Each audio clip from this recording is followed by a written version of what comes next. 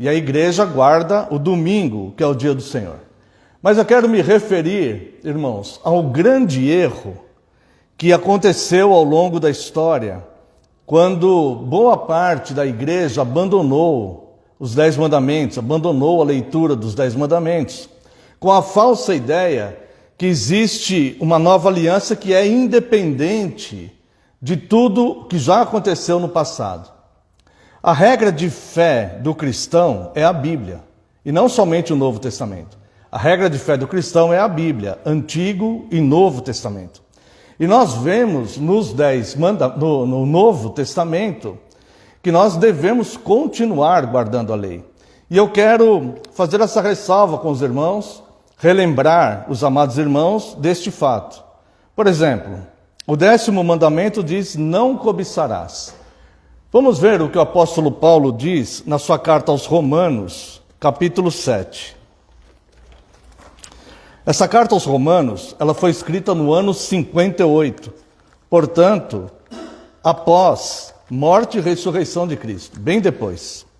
E a igreja já estava em pleno vigor, já tinha passado aquela era de igreja primitiva, e as igrejas estavam sendo organizadas na Europa e na Ásia. E veja o que o apóstolo Paulo fala, doutrinando a igreja, na carta aos Romanos, capítulo 7, verso 7. Que diremos, pois? É a lei pecado? De modo nenhum. Mas, preste atenção nisto. Mas eu não teria conhecido o pecado, senão por intermédio da lei. Pois não teria eu conhecido a cobiça, se a lei não dissera, não cobiçarás. O que o apóstolo Paulo está ensinando a igreja, doutrinando a igreja, é que se não for a lei, nós simplesmente não saberemos o que é pecado. Como ele usa o exemplo aqui do 10º mandamento.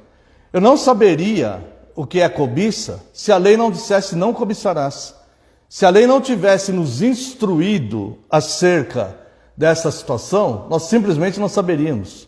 Então, se nós abandonarmos o contato com a lei, se nós não considerarmos a lei, nós simplesmente vamos nos perder sobre o que é pecado e o que não é pecado. Veja, no concílio de Jerusalém, quando os apóstolos, os presbíteros, os cristãos da época se reuniram para decidir sobre se haveria alguma influência do judaísmo ortodoxo na igreja, vamos ver a decisão que eles tomaram. Eu convido os irmãos para observarem aqui Atos dos Apóstolos, capítulo 15. Essa aqui é a decisão do concílio de Jerusalém. Veja bem, Atos dos Apóstolos, capítulo 15. Verso 19. Pelo que julgo eu, não devemos perturbar aqueles que entre os gentios se convertem a Deus, mas escrever-lhes que se abstenham das contaminações dos ídolos, bem como das relações sexuais ilícitas, da carne de animais sufocados e do sangue. Então alguém fala, ele não se referiu às leis no concílio. Sim, ele se referiu aqui na sequência, no verso 21.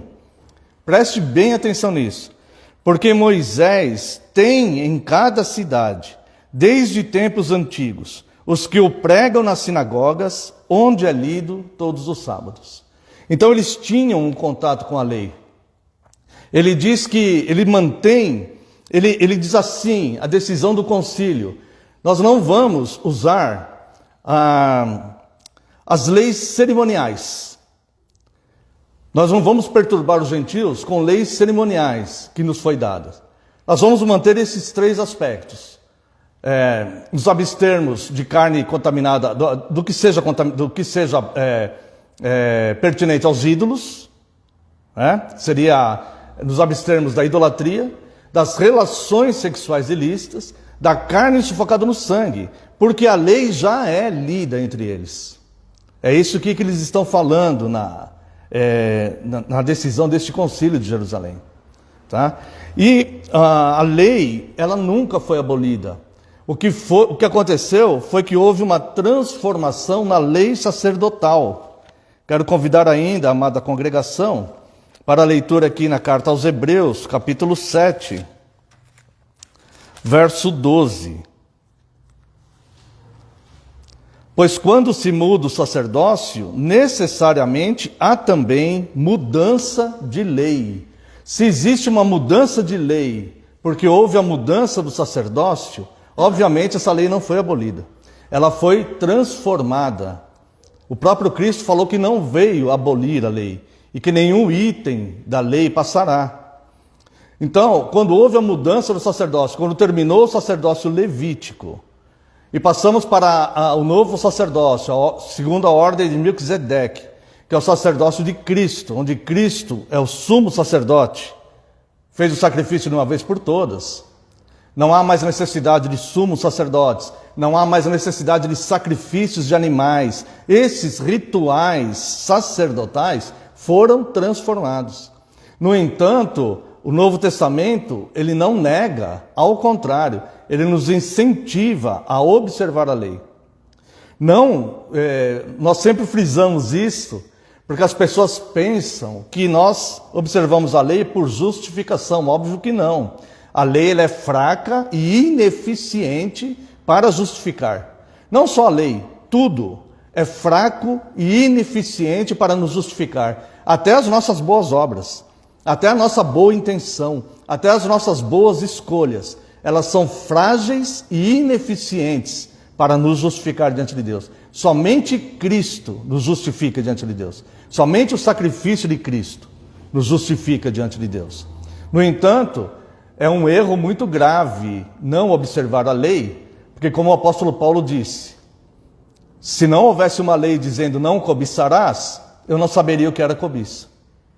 Então, obviamente, se não houver a lei, não haverá condenação do pecado, porque o ensino bíblico do Novo Testamento é que o pecado é a transgressão da lei. Então é por isso que os apóstolos, quando decidiram no concílio de Jerusalém, eles falaram, a lei já tem quem leia. Toda semana é lida essa lei. Toda semana. Tá? Então, irmãos, que nós possamos meditar acerca disto, não nos deixar influenciar pelo pensamento de muitos, que entendem que nós não devemos observar a lei. Se nós não observarmos a lei, fatalmente nós vamos pecar, porque perdemos o contato com o que Deus diz, o que é pecado. Pecado é o que Deus diz que é pecado, e não o que eu acho apenas que é pecado, mas sim o que Deus diz que é pecado, né? Então nós devemos ter bastante cuidado com essas coisas, né? E refletirmos sobre isso, tá? E na leitura da lei